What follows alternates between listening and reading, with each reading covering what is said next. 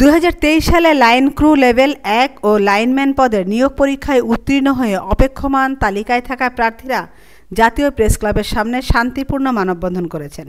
সকল পরীক্ষায় উত্তীর্ণ হওয়ার পরও চূড়ান্ত বাছাই শেষ করেও তাদের নিয়োগ না দেওয়ায় চরম অনিশ্চয়তার মধ্যে পড়েছেন তারা। মানববন্ধনে চাকরি প্রার্থীরা বলেন, আমাদের 64টা জেলা থেকে অলরেডি আমরা 539 জন ভুক্তভোগী এই বৈষম্য স্বীকার করতেছি।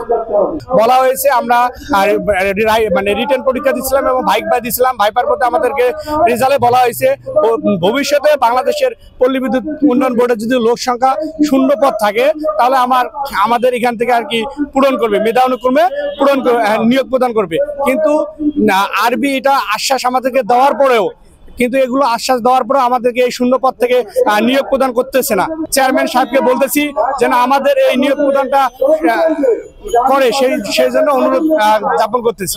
আমাদের প্যানেল যখন ফলাফল প্রকাশ করা হয় তখন আমাদের পরিশিষ্ট ভয়ে উল্লেখ করা হয় যে ভবিষ্যতে পল্লী বিদ্যুৎ সমিতির শূন্য পদ থাকা সাপেক্ষে প্যানেল থেকে নিয়োগ প্রদান করা হবে।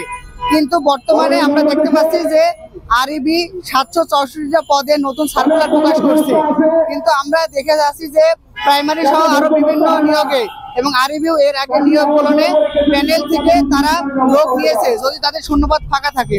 কিন্তু আমাদের শূন্যপদে 588 জন ছিল, তার মধ্যে আরবি শুধুমাত্র 49 জনকেই সিলেক্ট করছে প্যানেল থেকে। তাও সেটা প্রথমেই যে 590 জনের যে চূড়ান্ত ফলাফল সেখানে যে 49 জন অনুপস্থিত ছিল শুধুমাত্র তাদেরকে নিয়েছে। কিন্তু পরে যে 539 জন প্যানেল আছে এখান থেকে একজনকেও নেয়নি। আমরা সকলের পক্ষে আছে, আমরা হাইকোর্টে অলরেডি রিট করেছি এবং এটাও 26 তারিখে যে মাঠ আছে আরবির নতুন সার্কুলারে সেই মাঠের আগে আমরা রিট করেছি।